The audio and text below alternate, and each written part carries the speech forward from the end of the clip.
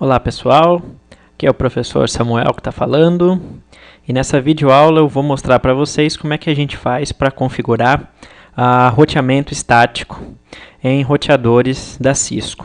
Para isso a gente vai estar utilizando então como cenário base o laboratório 02, tá? Que já está lá na nossa plataforma de ensino também para vocês baixarem, né? Roteamento ele é extremamente importante quando a gente pensa em comunicação entre redes de computadores, porque é através dele que é possível a gente fazer com que a comunicação entre computadores dentro de um contexto de uma única rede local possa acontecer e possa se expandir também para fora dessa rede local e possa atingir uma outra rede local. Tá? Então, quando a gente tem a comunicação numa mesma rede local, não existe o processo de roteamento, existe o processo de comutação que acontece no switch, que é um dispositivo de camada 2. Tá? É o mesmo, então, domínio de broadcast. Mas quando a gente pensa então na comunicação entre redes distintas, né, quando a gente tem mais de uma rede, isso é muito comum em empresas de médio, de grande porte, a gente passa a ter um cenário muito parecido com esse daqui. Né? Nesse cenário, então, por exemplo, a gente pode observar a existência de uma rede local 192.168.1.0 barra 24, lembrando que barra 24 é a notação CIDR da máscara padrão 255.255.255.0. O que isso quer dizer? Quer dizer que são esses três primeiros octetos que identificam a rede. Então, todos os endereços de hosts iniciados em 192.168.1 garantem que essas máquinas, né, identificam que essas máquinas fazem parte dessa mesma rede local. Então, se a gente observar esse cenário, antes de partir para a configuração propriamente dita, vamos entender, né, o que a gente tem nesse cenário. A gente tem uma repartição aqui, através desse bloco, né, onde do lado esquerdo e do lado direito a gente tem a representação de duas unidades de uma empresa. Tá? Então a gente pode pensar que aqui do lado do roteador A gente tem uma matriz e aqui do lado do roteador B, do lado direito, a gente tem uma filial. Dentro dessa matriz, a gente tem, então, três subredes. Então, existem três subredes segmentadas no espaço físico da matriz, que são as subredes 192.168.1, conectada nesse switch, a subrede 192.168.2, conectada nesse outro switch, a subrede 192.168.3, conectada nesse switch. Quando a gente vai lá para o lado então, do roteador B, da outra unidade, a gente tem apenas duas subredes, a 192.168.8 e a 192.168.9. Tá? Então, são essas as subredes locais que a gente tem. Mas é importante que quando vocês olhem para esse cenário, vocês percebam que existe ainda uma outra rede extremamente importante para viabilizar a comunicação entre todas essas subredes aqui da matriz e na filial, né? Que é a rede de longa distância que conecta as duas unidades, que no nosso caso aqui nesse cenário é essa ligação serial entre roteador A e roteador B. Do ponto de vista prático, a gente teria aqui uma representação de uma nuvem, né, que é uma tecnologia de longa distância qualquer que exista na empresa, seja uma VPN, seja uma linha privativa, seja um MPLS, um frame relay, enfim. Né, a gente não está focado nesse laboratório na tecnologia de longa distância em si. Então, para representar isso, a gente acaba utilizando uma conexão ponto a ponto serial entre os roteadores, tá? E quando a gente faz isso, a gente tem que informar um dos dois roteadores como sendo o dispositivo responsável por prover a sincronização da comunicação entre eles dois. Isso vai ser uma única linha de comando que a gente vai configurar no roteador que provê o clock, que é o roteador A, mas no ambiente em que existe uma tecnologia de rede de longa distância, essa função normalmente fica a cargo do modem. Né? A operadora de telecomunicações coloca um modem no ambiente da empresa, um modem em cada lado, e um cabo é conectado do modem no roteador. É o modem que é o dispositivo DCE que vai prover a sincronização. Então, quando a gente for configurar a sincronização aqui, é mais para fins de funcionamento do nosso laboratório, mas não é algo que você provavelmente teria que fazer no seu ambiente de trabalho. Tá? Então, quando a gente olha para esse cenário agora, a gente tem que enxergar claramente a existência de 5 redes locais, 3 na matriz, 2 na filial, e uma rede de longa distância. Tá? Outra observação importante, né, reparem que, como a gente tem aqui um link de longa distância, um link ponto a ponto, é muito comum nesses casos a gente usar redes com máscaras /30, ou seja, 255.255.255.252. E o que quer dizer uma rede /30? Isso quer dizer que a gente só vai ter 2 bits sobrando para endereçar hosts, 2 elevado a 2, 4 endereços. O primeiro endereço é reservado para identificar a própria rede, o último para broadcast. Ou seja, só existem 2 endereços válidos para a gente atribuir para interfaces. E é comum a gente usar esses endereços /30 em links ponto a ponto por 2 motivos principais. Primeiro, por uma questão de economia de endereços, mas até mais importante do que isso, do ponto de vista de segurança, né? Porque se eu só tenho 2 endereços possíveis, fica inviável que alguém se torne membro dessa rede. Tá? Então a gente vai usar os 2 endereços possíveis, um em cada ponta dessas interfaces. E então a nossa rede passa a ser a rede 192.168.0.248, sendo que a gente pode usar, e a gente vai usar para identificar as interfaces, os endereços 192.168.0.249 desse lado e 192.168.0.250 desse lado. Tá? Lembrando então que 192.168.0.251 é o endereço de broadcast dessas duas, entre esses 2 elementos aqui na rede 248. Então esse é o cenário que a gente tem, e quando a empresa tem uma estrutura dessa, a gente diz que isso não é uma rede, isso é uma interrede. Tá? E o que quer dizer que isso é uma interrede? Isso quer dizer que isso é uma rede de redes. E para viabilizar a comunicação entre redes, necessariamente a gente vai precisar configurar roteamento. E quando a gente configura roteamento, né, a gente tem 2 abordagens para trabalhar com roteamento. A gente tem o roteamento estático, que consiste no processo de configuração manual de todas as rotas, e a gente tem o roteamento dinâmico, que consiste no processo de configuração da comunicação entre as redes através de protocolos de roteamento dinâmico. Né? Normalmente a configuração do roteamento dinâmico tende a ser um pouco mais tranquila, porque vai ficar a cargo dos protocolos de roteamento se comunicarem entre si para descobrir essas redes. Tá? Nesse cenário aqui, a gente vai estar focando exclusivamente em roteamento estático. Então, para a gente hoje, não existe roteamento dinâmico. Tá? Mas só para vocês entenderem, quando a gente tem essas 2 opções, né, o roteamento estático e o roteamento dinâmico, a gente tem que entender quando que eu devo usar um ou quando que eu devo usar o outro. Né? Qual é melhor, roteamento estático ou roteamento dinâmico? E essa é uma pergunta cuja resposta é depende. Né? Depende do ambiente da minha empresa.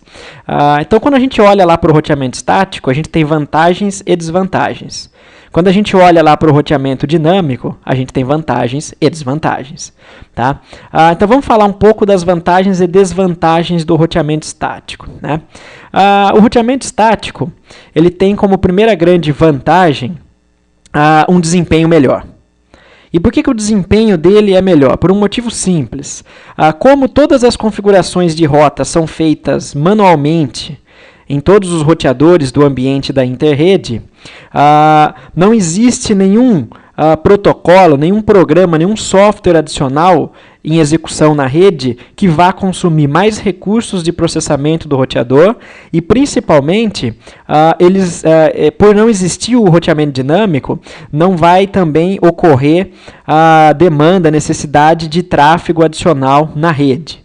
Né? Porque tudo que eu sempre costumo dizer para os meus alunos o seguinte, tudo que é automático em redes de computadores, tudo que é dinâmico, tem desempenho pior do que aquilo que é estático. Então, por exemplo, atribuição de IPs.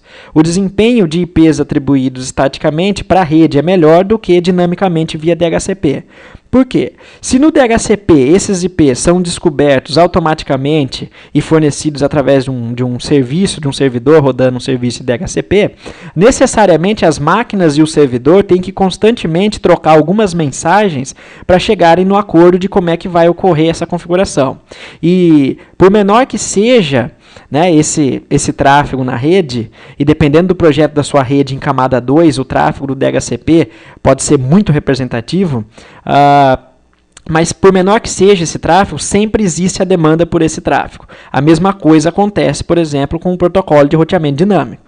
Se a gente executasse o roteamento dinâmico entre esses dois roteadores, a gente ia consumir banda desse link de longa distância, porque esses dois roteadores iam trocar informações entre si constantemente. Então, uma grande vantagem do roteamento estático é que ele tem desempenho melhor, porque eu vou consumir menos processamento dos roteadores, porque o protocolo de roteamento dinâmico é um software que tem que ser executado. No roteamento estático não existe um software em execução, e a gente vai consumir também menos banda. Tá? Uma outra vantagem do roteamento estático, a gente costuma dizer que é a questão da segurança. Mas a gente tem que pensar bem, refletir sobre isso, né, para não falar bobagem. Quando a gente diz que o roteamento estático tem vantagens do ponto de vista de segurança, a gente quer dizer o seguinte: a gente vai estudar na próxima videoaula sobre o roteamento dinâmico que a estratégia para configurar o roteamento dinâmico consiste em anunciar para todos os roteadores vizinhos quais redes vão estar diretamente conectadas nesse roteador. Então, quem vai fazer, por exemplo, a configuração de um roteador aqui com roteamento dinâmico na unidade do roteador B, da filial, não precisa ter conhecimento de toda a interrede. Ele só precisa conhecer a rede física do prédio em que ele trabalha e anuncia essas redes para todos os demais vizinhos de longa distância que possam existir. E isso acaba sendo ruim do ponto de vista de segurança, porque quem faz essa configuração no roteamento dinâmico implica, ele pode ter, né, pode ser que ele tenha menos conhecimento da rede como um todo. Já no roteamento estático, quem vai fazer essa configuração, e isso vai ficar evidente a hora que a gente resolver esse laboratório aqui, quem faz a configuração do roteamento estático tem que ter um conhecimento de todo o ambiente da interrede para não fazer nenhuma bobagem. E é por conta disso que a gente diz que o administrador, quando configura o roteamento estático, ele tem que ter mais conhecimento do ambiente da interrede que ele vai estar configurando. E isso implica em ter o profissional com maior conhecimento da rede em que ele atua, né? Não necessariamente um profissional com mais conhecimento de redes, mas que conhece melhor o ambiente de trabalho dele, e que por conta disso também, né, torna o processo de roteamento mais seguro. Tá? Mas o roteamento estático também não tem só benefícios, não tem só vantagens, ele tem algumas vantagens, algumas desvantagens bem consideráveis. Por exemplo, então vamos lá. Uma grande desvantagem do roteamento estático é que, por ele ter que ser configurado manualmente, todas as rotas em todos os roteadores, qualquer alteração que eventualmente seja feita numa rede reflete na reconfiguração do ambiente da sua interrede. Tá? E isso torna a administração de um ambiente com roteamento estático mais difícil. E é por isso também que, quanto maior for a sua rede, né, em redes muito grandes, o roteamento estático se torna totalmente inviável. Então, ele deixa de ser uma opção. Então, em redes muito grandes, a gente tem que cair realmente para o roteamento dinâmico, né, o estático deixa de ser uma opção. Mas num cenário relativamente pequeno, como esse daqui, o roteamento estático é mais do que suficiente. Tá? Ele é mais do que suficiente para a gente manter a garantia, a comunicação entre todas as máquinas. Tá? E isso vale não só para qualquer alteração na rede, mas a adição de novas rotas, remoção de rotas, alteração de rotas, qualquer processo de alteração da sua rede implica na reconfiguração. Então, por exemplo, amanhã a filial cresce e surge uma nova subrede, essa nova subrede tem que ser adicionada no ambiente da interrede para que exista comunicação. Tá? Então, o panorama basicamente aí de vantagens e desvantagens seria esse. Tá ok? Bom, Outra coisa que eu costumo dizer para os meus alunos, né, quando eu trabalho o roteamento estático com eles, até o roteamento dinâmico, mas principalmente o roteamento estático, né, eu vejo nos alunos que sempre existe aquela sede, aquela vontade de pegar o cenário, abrir o roteador e já sair configurando. Né? E eu costumo dizer para os meus alunos o seguinte, eu falo, ó pessoal, vamos com calma. O processo de configuração em si, ele não é difícil, ele é fácil. Conhecer a sintaxe para criar rotas, né, para configurar o roteamento estático, é fácil. Isso aí você encontra em qualquer manual. A grande sacada, o passo realmente importante, então a grande dificuldade não é adicionar as rotas, conhecer a sintaxe. É saber quais parâmetros têm que ser informados em cada uma das linhas de comando. E para você saber quais comandos tem que ser, quais parâmetros têm que ser passados para os comandos, qual rede eu quero adicionar, através de qual próximo salto e tudo mais, a gente precisa necessariamente organizar a informação. Então não adianta você querer configurar roteamento no ambiente de uma interrede, né, simplesmente sentando lá na frente do equipamento e começando a digitar um monte de linha de comando, que isso não vai dar certo. Em algum momento você vai se confundir, é muito fácil errar uma configuração por digitar um único número errado num octeto, e eu costumo dizer isso para os meus alunos nos cursos presenciais que eu trabalho na universidade, né? Eu falo para os alunos o seguinte, ó pessoal, não adianta quando eu aplicar a prova para vocês chegarem para mim e falar, mas professor, era um 92182, eu só coloquei um 92183, eu só errei por um. Na hora que isso está implementado, não existe o errar por um, errar por dois. Qualquer deslize vai ser suficiente para fazer a sua rede não funcionar. Então, para evitar que isso aconteça, é extremamente importante que a gente seja organizado com as informações. E é por conta disso que lá no Laboratório 02 do meu livro de laboratório Cisco, eu trago para vocês uma tabela que eu recomendo que todo mundo deve usar como base na hora de configurar roteamento estático, que é uma tabela de mapeamento das interfaces, eu já vou falar o que é isso, e uma outra de incremento manual de rotas na tabela de roteamento.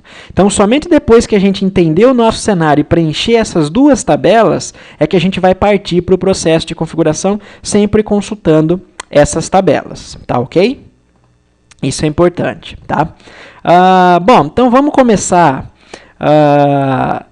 configurando as redes aqui embaixo, e isso não tem nada a ver com o roteamento ainda, mas só para deixar o nosso ambiente operacional, e daí a gente vai partir para o roteamento estático, fazendo a configuração dos roteadores A e roteador IB, tá ok? Então, a gente tem aqui o nosso planejamento, né, as redes locais, 1, A2, A3, A8, A9. Cuidado para vocês não se confundirem aqui, tá? De 1, 2, 3 salta para 8, 9. E a gente vai então atribuir IPs para essas máquinas. A gente vai combinar o seguinte, né? Toda rede local, então, para poder sair, para conversar com outras redes, ela precisa da configuração de um gateway. Então, quais são as configurações básicas que vocês sempre fazem na interface de rede, na placa de rede de um computador, né? Você configura um endereço IP, você configura uma máscara de rede associada a esse endereço IP, você configura um endereço de gateway se você quiser sair para outras redes, por exemplo, a internet. Lembrando que nesse cenário a gente está focando no roteamento interredes sem o contexto da internet. A gente está preocupado com o processo de configuração de roteamento, tá? E você também configura lá o DNS, né, para você ter a resolução de nomes e tudo mais. Como a gente vai estar trabalhando com a conectividade de camada 3, eu não estou preocupado com DNS. DNS é a camada de aplicação. Eu preciso garantir que todas as máquinas entre todas as redes vão se pingar. Então, a configuração das máquinas para a gente vai consistir no IP, na máscara de rede e no gateway, ok? Então, lembrando, quem vai ser o gateway dessas redes locais? O gateway dessa rede vai ser um roteador que tenha saída para outras redes. Então, essa rede 1 só chegaria na rede 2 através, necessariamente, da figura desse roteador. Então, essa interface do roteador A, que está conectada, fisicamente conectada no switch que representa a rede 192.168.1.0, vai ser o gateway da rede 1. Essa outra interface, a F01, vai ser o gateway da rede 2. e a interface F10 vai ser o gateway da rede 3. Da mesma forma que na filial, a interface F00 vai ser o gateway da rede 192.168.8 e a F01 vai ser o gateway da rede 192.168.90. Tá ok? Então vamos combinar o seguinte, né? Toda interface de um roteador, então, ela vai ser membro, vai ser um nó de alguma rede. Então ela tem que ter um IP que seja membro dessa rede. Lembre-se sempre disso, e eu sempre vejo as pessoas fazendo confusão com isso. O gateway de uma rede sempre, necessariamente, tem que ser membro da mesma rede local.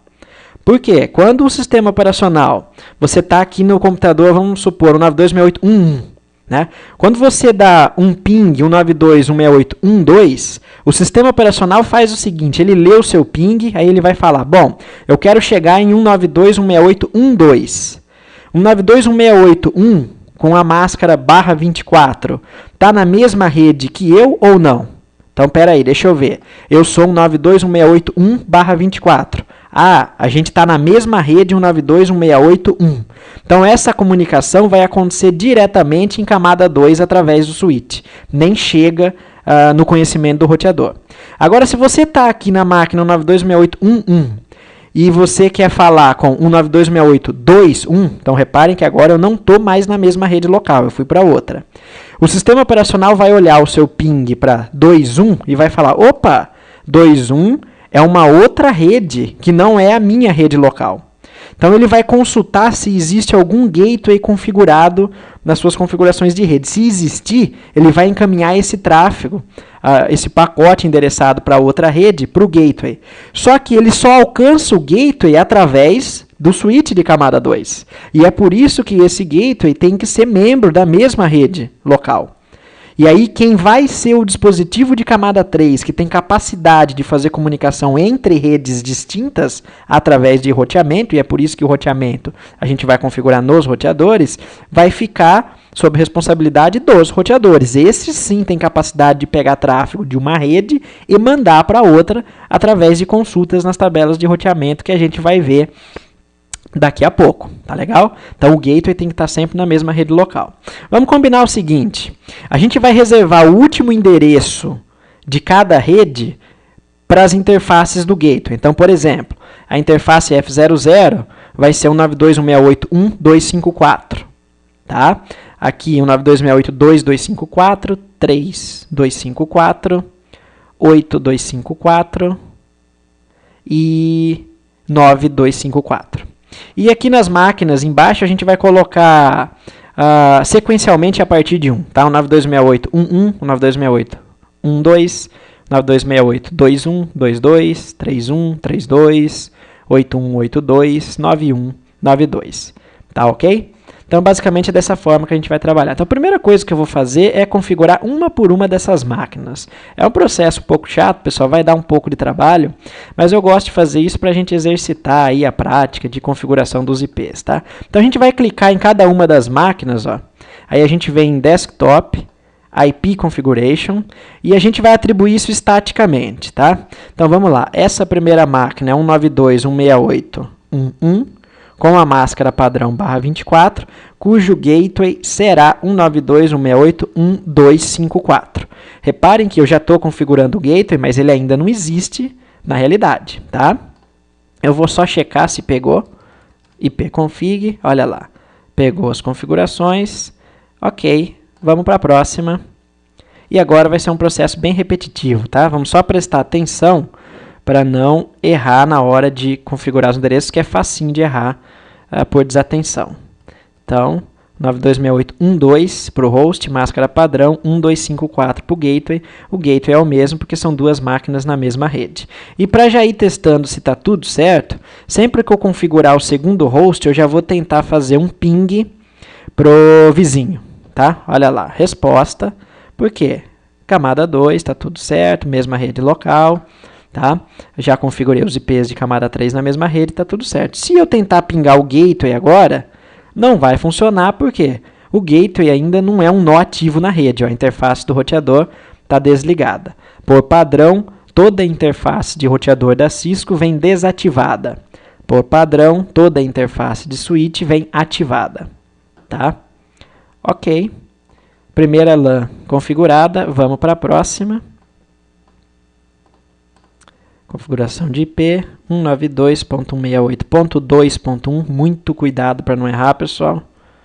192.168.2.254, os alunos erram demais nessa hora aqui, não porque não sabe, lógico, porque essa configuração é a mais básica, mas justamente por achar que isso é o mais fácil, né, o aluno acaba configurando de qualquer jeito, e é aí que o erro em redes, o erro sempre acontece na desatenção, tá? A hora que você acha que vai ser tudo tranquilo e não presta muita atenção no que você está fazendo, é quando você erra. 2254. Vamos ver se eu pingo o vizinho. 92.168.2.1. Ok. Pingo. Tá? Naturalmente, se eu tentar pingar o gateway, não vai funcionar. E se eu tentar pingar um vizinho em outra rede, também não vai funcionar, porque não existe roteamento configurado. Então, essa rede é inalcançável para essa rede aqui. Legal. Vamos adiante. Configuração de IP, 192.168.3.1. Gateway 192.168.3.254. IP config. Ok. Próximo. 192.168.3.2. Máscara padrão /24. Gateway 192.168.3.254. Tudo certo aqui no IP config. Vamos tentar pingar o nosso vizinho. Resposta. Até aqui. Tá bem tranquilo, tá? Então vamos lá para a configuração agora das subredes da filial. Mesma coisa. Configuração de IP 192.168.8.1. Máscara padrão /24. Gateway 192.168.8.254. Ok, pconfig mostra que o sistema operacional pegou as configurações. Vamos lá. Configuração de IP 192.168.8.2. Eu costumo brincar com os alunos em aula que essa é a parte do processo de configuração de rede que sobra para o estagiário, né? Bom, tá aqui. Lembrando que a gente costuma fazer essa brincadeira, mas lembrem-se sempre daquilo que eu falei, né? Um erro nessa configuração do endereço final é suficiente para inviabilizar totalmente a comunicação da rede. É por isso, inclusive, que o DHCP acaba sendo vantajoso, né? Para evitar a configuração manual errada. Aliás, outra das desvantagens da configuração manual, que eu esqueci de mencionar para vocês, é que ela está mais sujeita a erros humanos. Como ela é totalmente dependente da configuração da pessoa, né? É mais fácil você ter um erro humano do que um erro de um algoritmo pré-programado. Voltando aqui, 92.168.9.1, máscara padrão /24, 92.168.9.254, ipconfig mostra que está tudo certo. Prontinho. Vamos para a última máquina, 92 com gateway 9254. Vamos pingar o nosso vizinho. Ok, resposta. Pronto, até aqui então a gente fez as configurações no nível de acesso, né, aqui embaixo. Então até aqui está tudo pronto e até esse ponto a gente tem aí redes locais se comunicando somente no contexto local, camada 2, sem absolutamente nada de roteamento, tá? Reparem que o link de longa distância está conectado através de interfaces seriais, clock provido pela serial 00 do roteador A, tá? Muito bem. Agora, o que a gente vai fazer? Então, agora, a gente iria para o próximo passo, que seria a configuração dos dois roteadores propriamente dito. Mas lembre-se daquilo que eu falei. Antes de configurar roteador, a gente vai organizar a informação. Organizar a informação é fundamental para a gente ter uma rede em operação. Tá? Então, o que a gente tem que fazer? Quando a gente configura roteamento estático, é importante vocês terem em mente que o processo de configuração de roteamento estático ele vai consistir basicamente em duas etapas.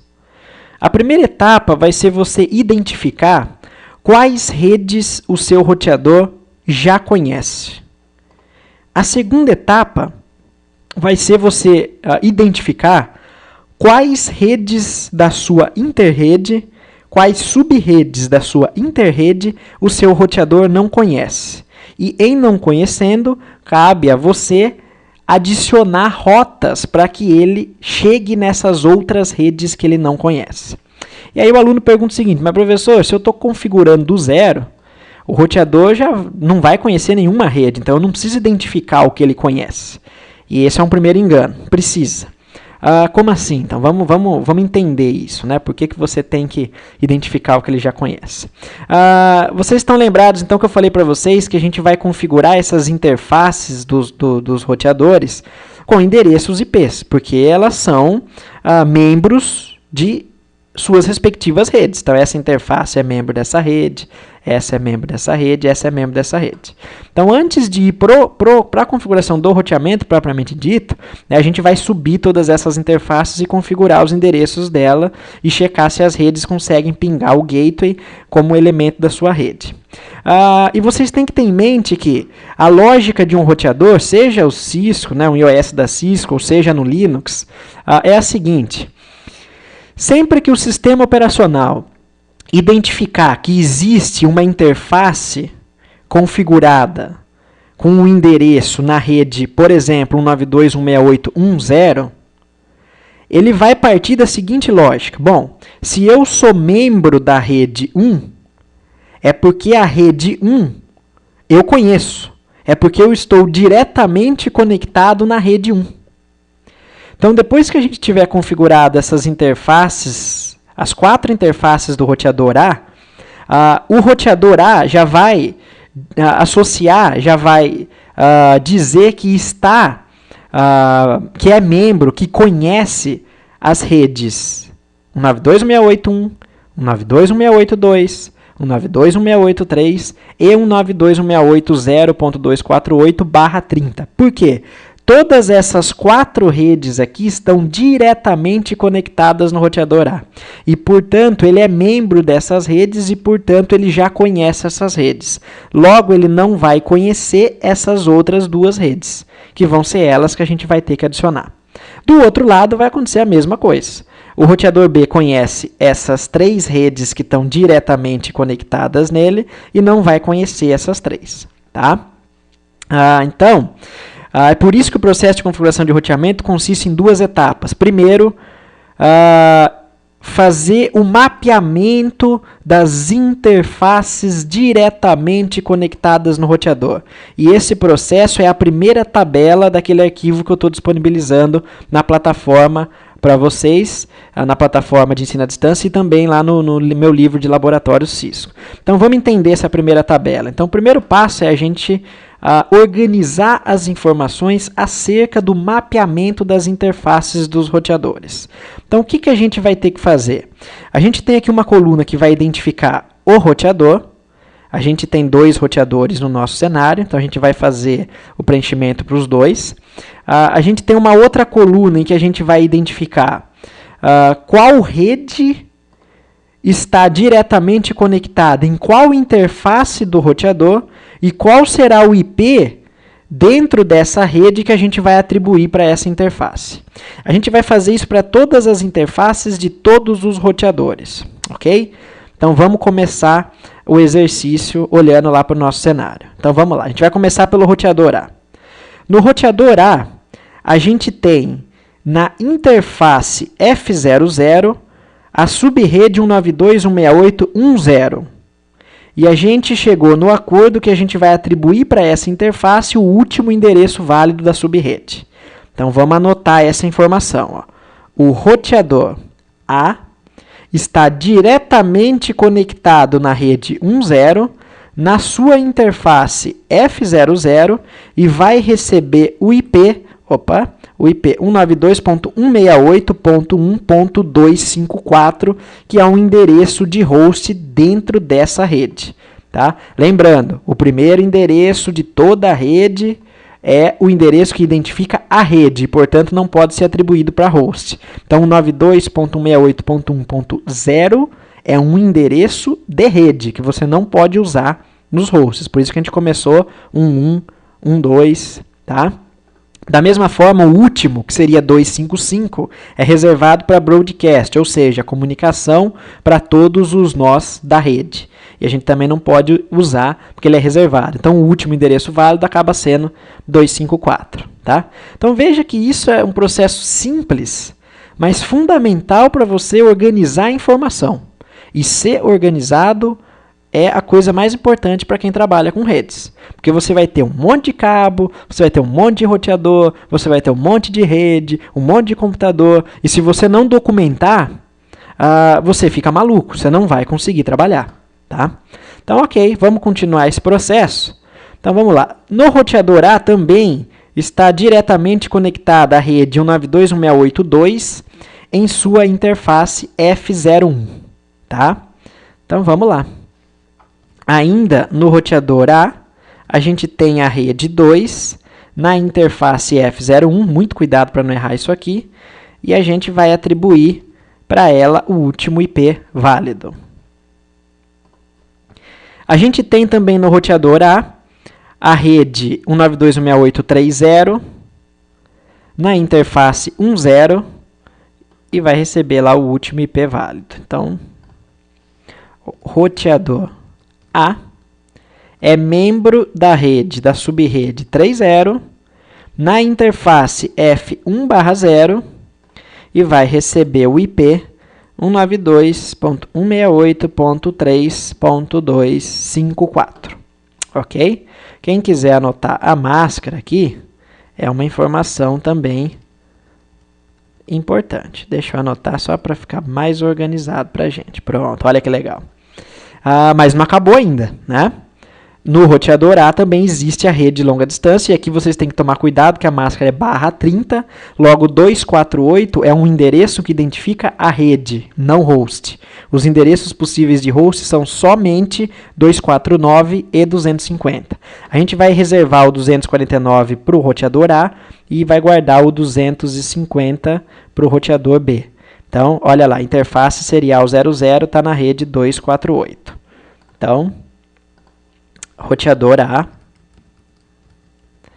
é membro da subrede 192.168.0.248, cuja máscara de rede é /30, e está diretamente conectado nessa rede através da interface S00, e seu endereço de rede vai ser 192.168.0.249. Ok? Vamos ver se está tudo certo. 192.168.0.248, tudo certo, 0249. Então, a gente acabou de mapear as redes diretamente conectadas no roteador A. Agora, falta a gente mapear as redes diretamente conectadas no roteador B, tá? Então, eu vou agilizar um pouco as coisas. Eu já vou mapear duas de uma vez só. F00 está na rede 8, F01 na 9 e a S00 na longa distância. Então, vamos lá. Lembrando que vocês devem fazer isso com calma, tá, pessoal?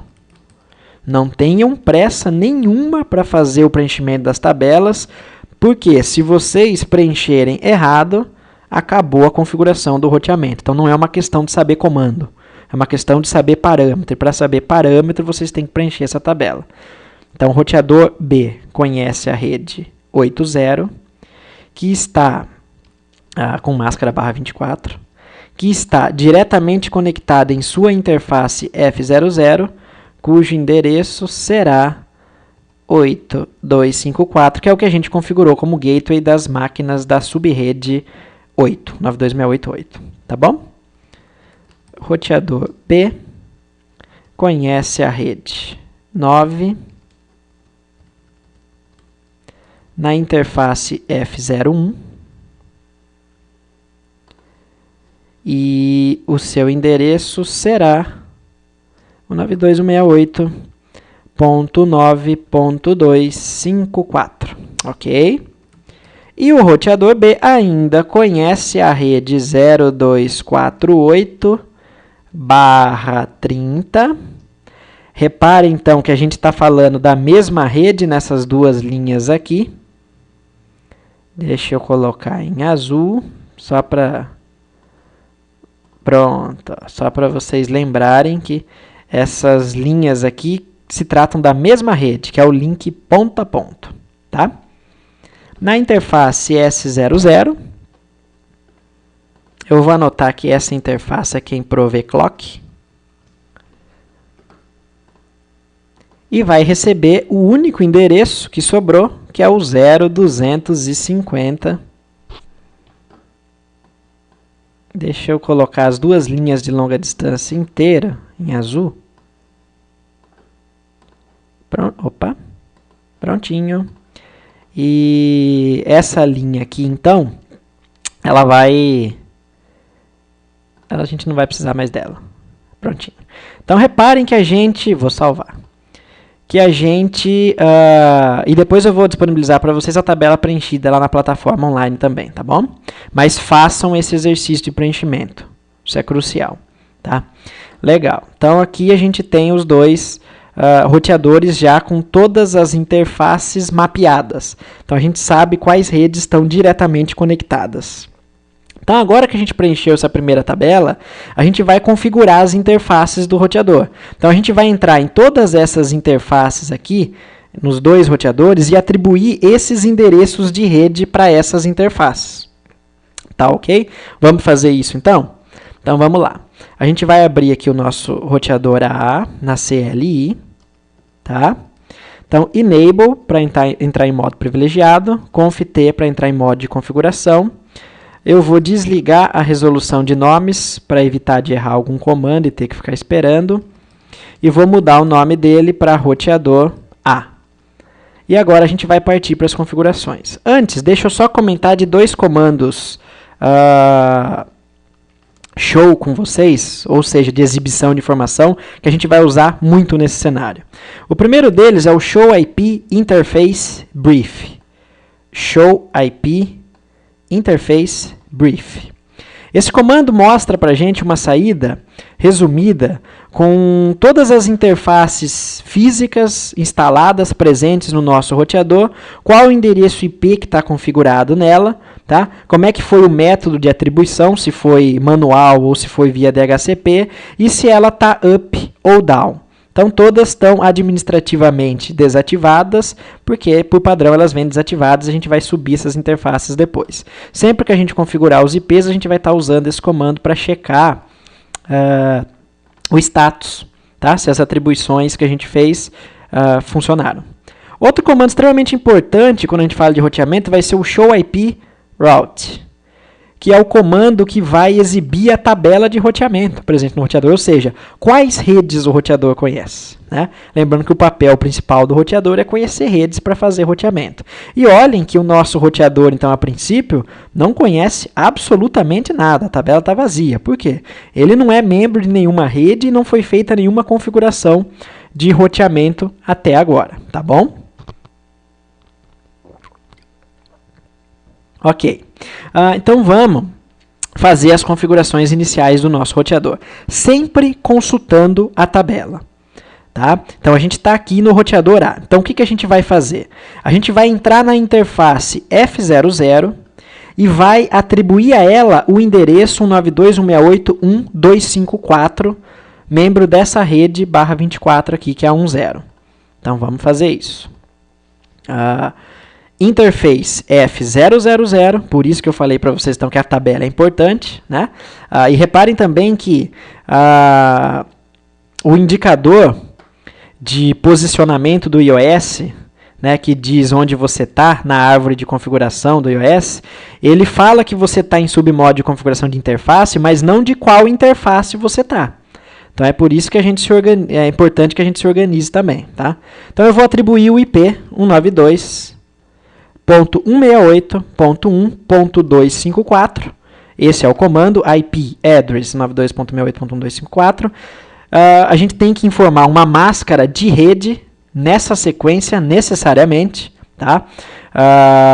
Configurar a linha de comando no iOS da Cisco não é que nem configurar alguns comandos no Linux em que a precedência, a ordem dos parâmetros não é importante. Aqui a ordem dos parâmetros vai ser importante para a gente. Então a gente atribuiu esse IP para a interface e colocou ela como membro da rede 92.168.1, informando a máscara de rede /24. Mas não basta só atribuir o endereço, porque a interface ela está vermelha, ela está desativada. Então ela está administrativamente desativada. Então a gente tem também que subir essa interface. E o comando para fazer isso é o no shutdown ou no shut. Olha lá, interface mudou o status para up. E se a gente olhar aqui na topologia do Packet Tracer, a interface ficou verde.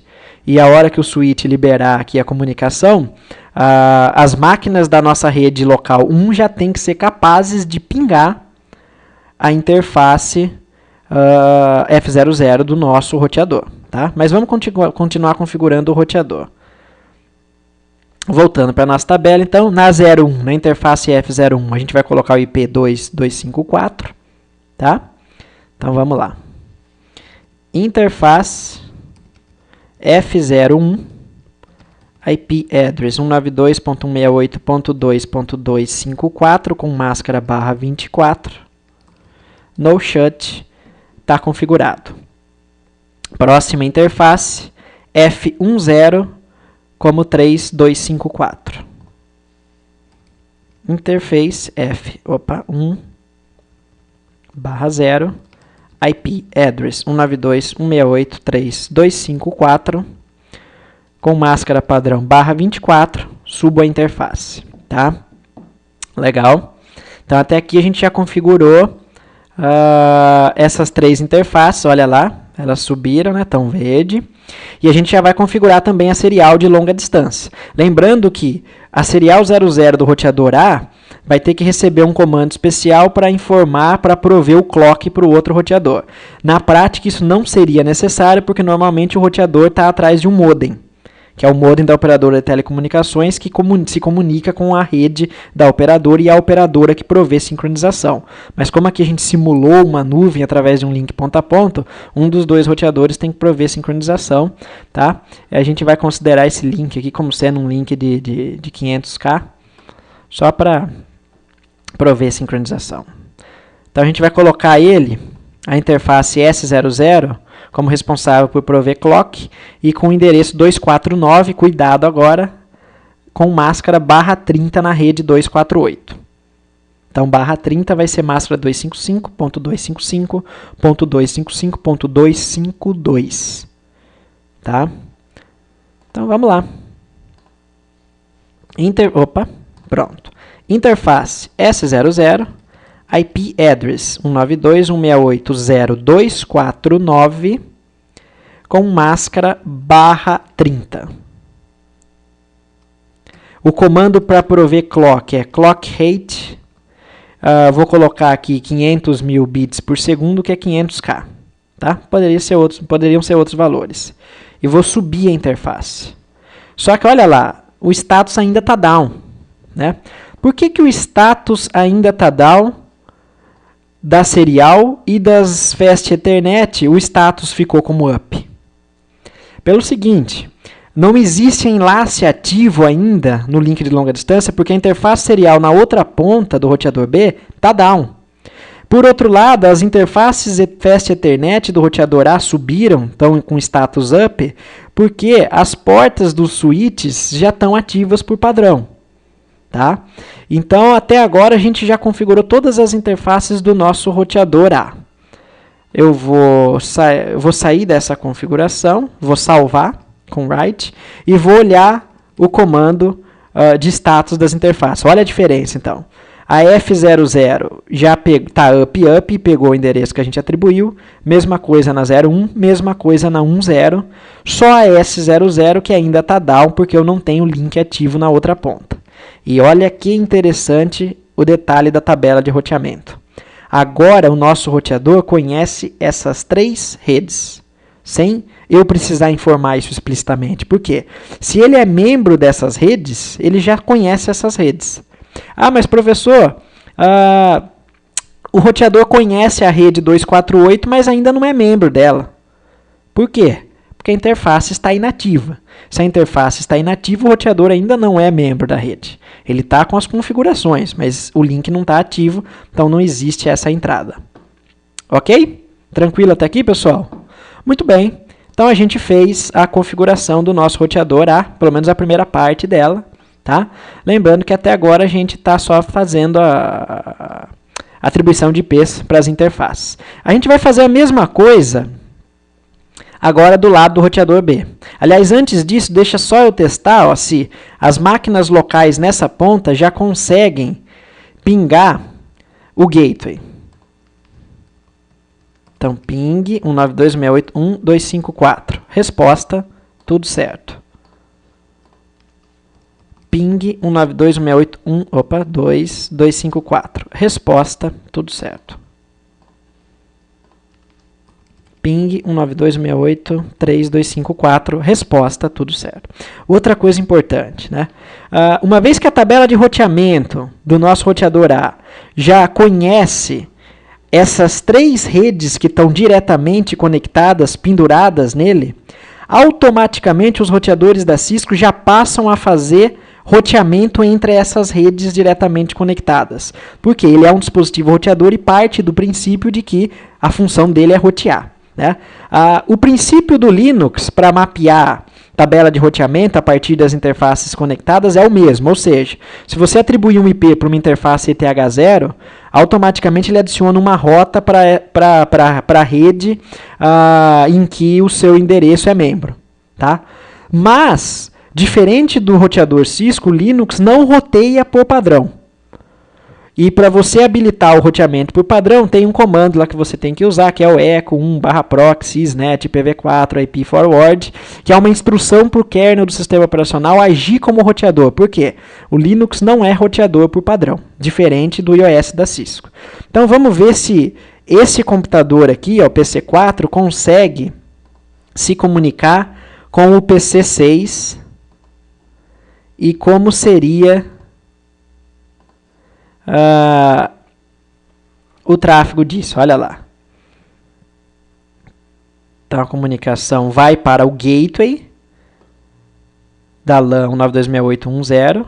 O roteador faz uma consulta na sua tabela de rotas. Ele vai consultar se ele conhece a rede do destino 92.682. Nesse caso ele conhece. E ele vai despachar pela interface que é membro dessa rede. Portanto que chega nessa rede.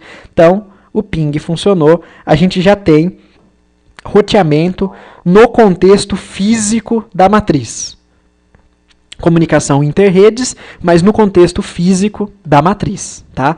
Mas ainda não existe a comunicação entre matriz e filial. Vamos ver. Olha lá. O computador, então, quer se comunicar com uma outra rede que não é a rede dele, o sistema operacional encaminha automaticamente por seu gateway. O roteador vai fazer uma consulta para a tabela de roteamento. Ele não vai encontrar o destino e ele vai te mandar uma mensagem de retorno falando, ó, eu não consigo chegar nesse destino, porque eu não conheço. Então, quando você não tem um gateway configurado e pinga um endereço inalcançável, o sistema operacional te retorna uma mensagem dizendo que houve uma falha, que é inalcançável, né? O host é inalcançável. Quando você já tem um gateway configurado e você tenta se comunicar com qualquer outra rede que você não conhece, o agente sempre vai receber uma mensagem de retorno. Mas sempre leiam os replies, porque o reply não quer dizer que funcionou. Tá? É agora o nosso gateway dando uma satisfação para a gente do que aconteceu. Então, olha lá, a gente teve uma resposta, mas essa resposta não foi de quem a gente pingou na filial. Foi do próprio gateway nosso dizendo, ó, o host é inalcançável. Então, agora o gateway é um elemento intermediário que dá satisfação para os nós da rede aqui embaixo. Tá ok? Muito bem. Então, vamos para a configuração do roteador B. O roteador B, eu vou agilizar um pouco mais as coisas aqui para não precisar ficar configurando. Opa, tem um errinho aqui, ó. Pronto, /24. Eu vou agilizar um pouco as coisas. Então, o roteador B, na interface F00, ele vai estar na subrede 8, com esse IP, a 01 na 9 e a S00 na 0248, tá? Não vou precisar informar na serial do roteador B aquele comando clock rate para prover sincronização, porque isso já foi feito na outra ponta. Então vamos lá. Roteador B, configuração. Enable para entrar em modo privilegiado, conft para entrar em modo de configuração. Vou desligar a resolução de nomes e mudar o nome desse roteador. A interface F00 vai receber o IP 9268.8254 e eu vou subir a interface. Pronto. A interface F01 vai receber o IP 192.168.9254 e eu vou subir a interface. Ok. E a interface serial 00 vai receber o IP 192.168.250, cuidado, tá? Com a máscara /30. E eu vou subir a interface. Reparem que agora sim, né, a interface serial foi subida, ficou ativa, né, foi ativada, aliás, desculpem, nas duas pontas. Então o enlace fica ativo entre as duas pontas aqui, ó. Tá? E vamos visualizar então algumas informações no nosso roteador B. Vou salvar. Show IP Interface Brief. Então essas interfaces estão todas up, configuradas nas redes que a gente queria. Show IP Route. Esse roteador conhece as redes 8 e 9 e agora a rede 0248 subnetada, ou seja, uma subrede menor da rede mãe 92680. Tá? Vamos tentar pingar a outra ponta serial, que é o 249, 100% de sucesso. Tá? Então, da mesma forma que antes as subredes da matriz já podiam se comunicar, porque o roteador já conhece essas redes, a mesma coisa vai acontecer aqui embaixo. Então, vamos fazer um teste. Na subrede 8, primeiro eu vou pingar o gateway da subrede 8. Ok, resposta. E agora eu vou tentar pingar um elemento, um host da subrede 9. Por conta da resolução do ARP, né, o aprendizado e associação de IPs com MAX, normalmente o primeiro ou os dois primeiros pacotes se perdem. Olha lá, um request timed out, mas a gente tem a resposta aqui que confirma que está tudo certo. Tá? Legal. Então a gente tem comunicação entre os micros das subredes nos prédios locais. Deixa eu fazer a simulação aqui para vocês, ó.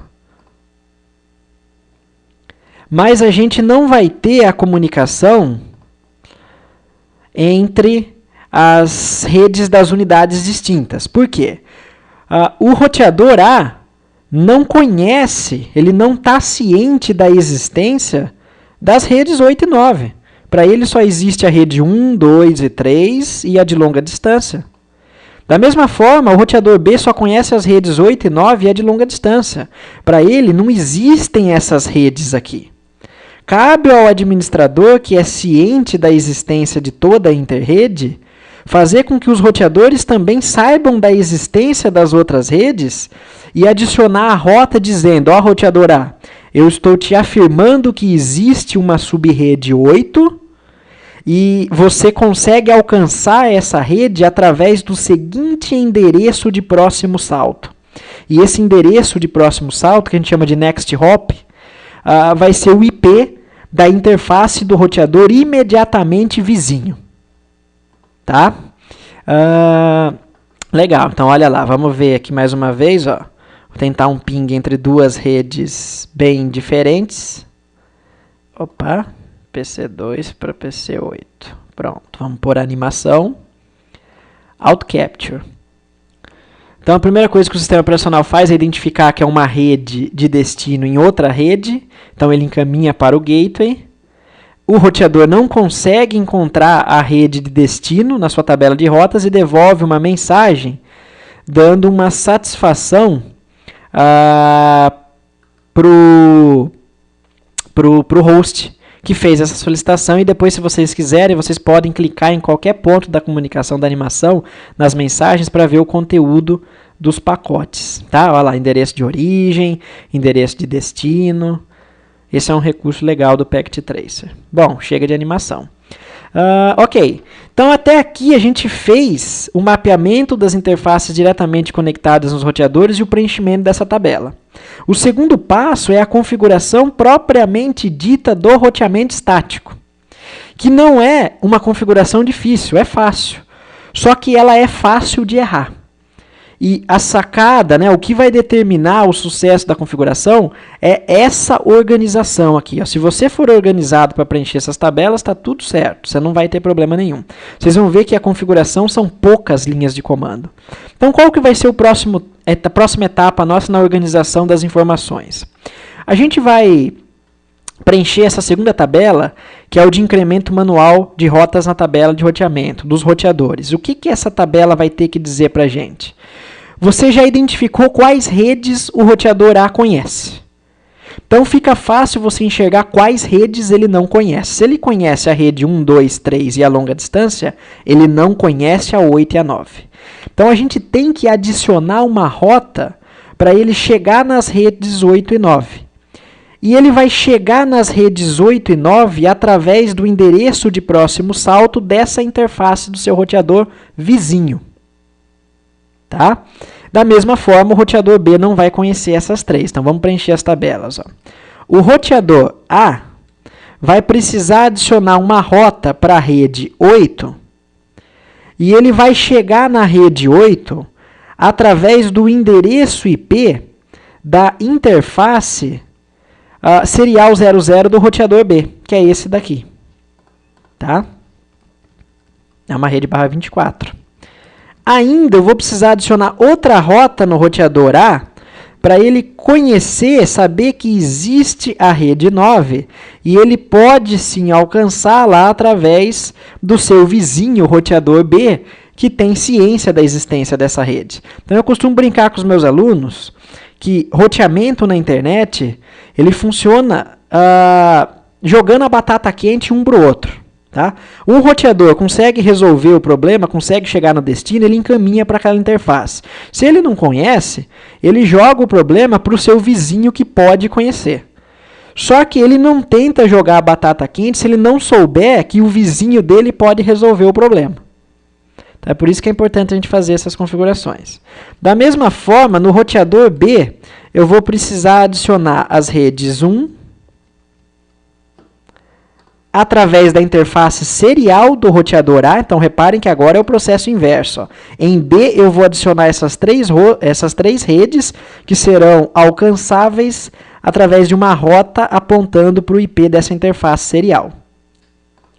Então, vai ser o 92.168.0.249.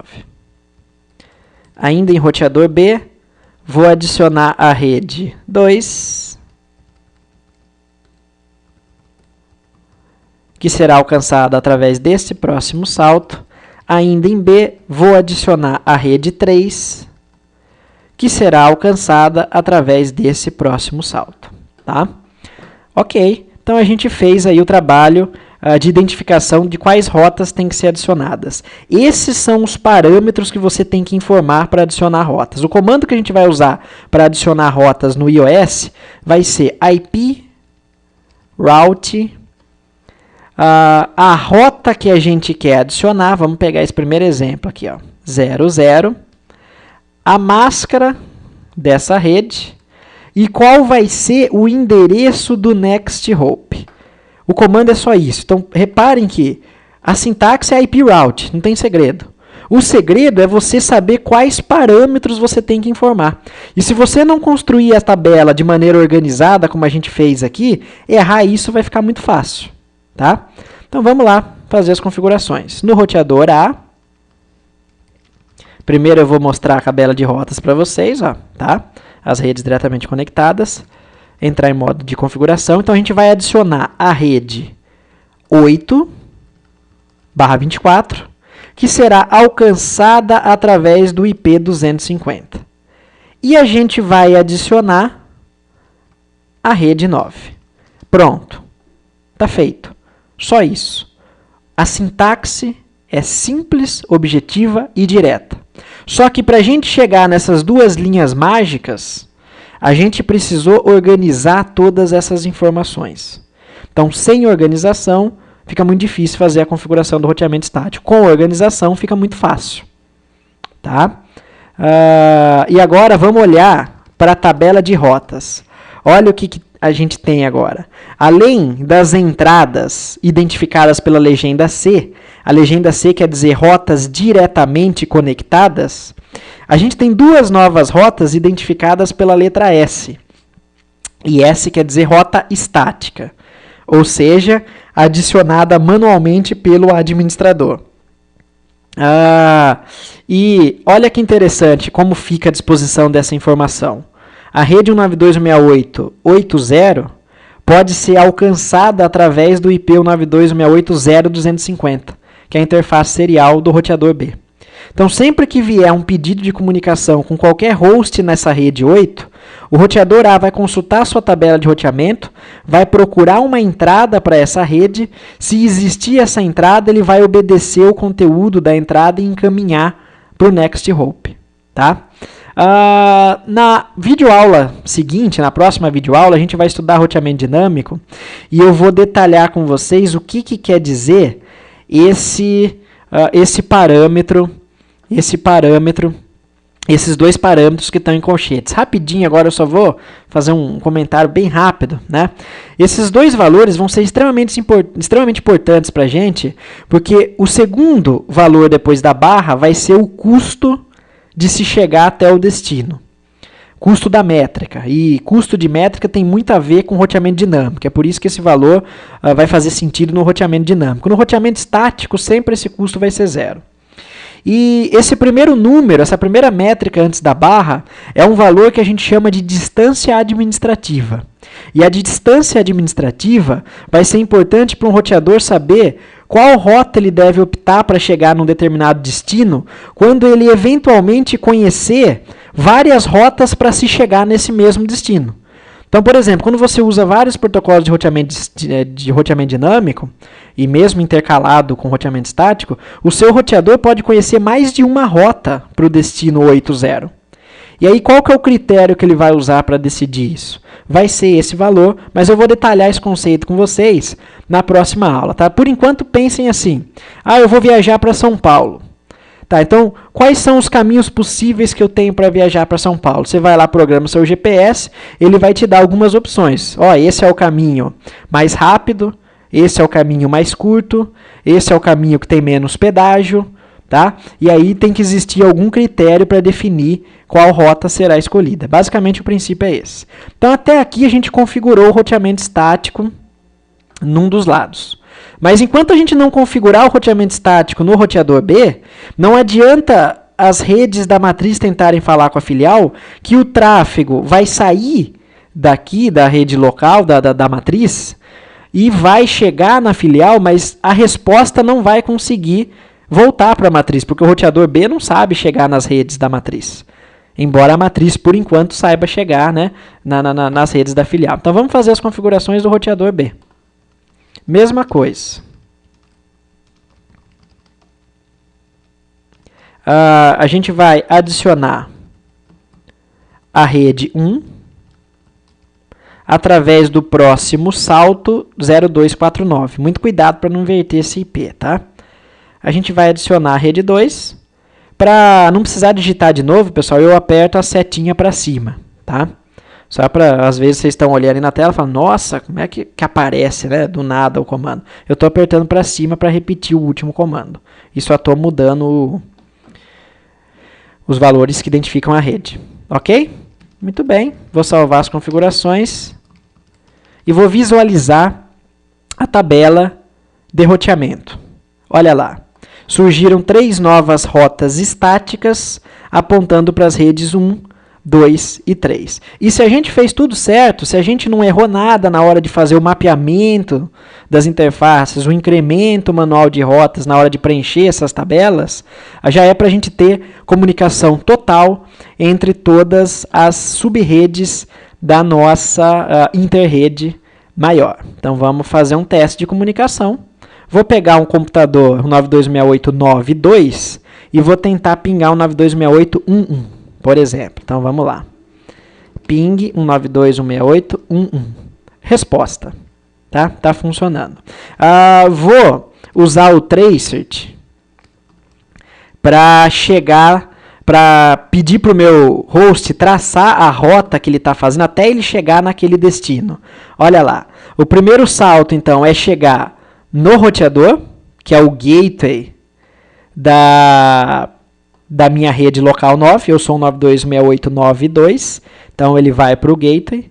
Do meu gateway, que é o roteador B, que é uma interface do roteador B, ele vai até a interface serial 00 do roteador A. Então aqui houve o salto de B para A.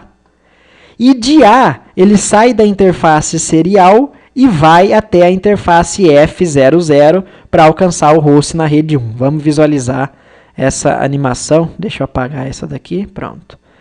Então vamos visualizar uma animação para mostrar esse processo. Olha lá. O pacote de destino para a rede 1 é direcionado para o gateway da subrede 9. Ele consulta sua tabela de roteamento e determina que a rede 1 é alcançável através da interface serial 00 do roteador A, e ele faz a resolução disso e encaminha para a interface correta. Ok? Então, nosso cenário está 100% funcional. Todas as máquinas em qualquer rede falam com máquinas em qualquer outra subrede. Então, agora vamos fazer uma comunicação do PC7 na subrede 192.6820 para o PC1 na subrede 192.6880. Mesmo processo.